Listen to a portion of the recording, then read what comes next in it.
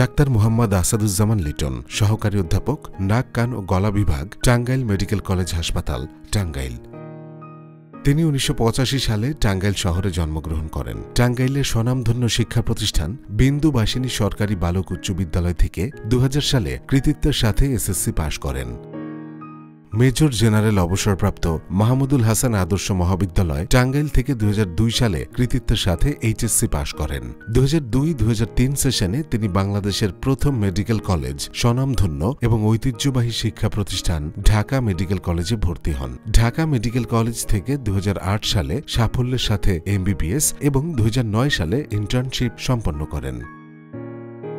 2011 সালে 29তম বিসিএসে উত্তীর্ণ হয়ে স্বাস্থ্য ক্যাডারে মেডিকেল অফিসার হিসেবে কর্মজীবন শুরু করেন।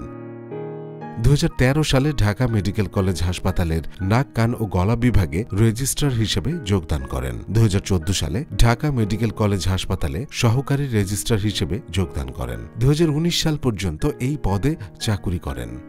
তিনি 2018 সালে Bangladesh college of physicians and surgeons BCPS থেকে নাক কান ও গলা বিষয়ে মেডিকেল সায়েন্সের সর্বোচ্চ ডিগ্রি এফসিপিএস ডিগ্রি অর্জন করেন। 2019 সালে তিনি ঢাকা মেডিকেল কলেজ হাসপাতালের নাক কান ও গলা বিভাগে আবাসিক সার্জন হিসেবে যোগদান করেন এবং 2022 সাল পর্যন্ত এই পদে কর্মরত ছিলেন।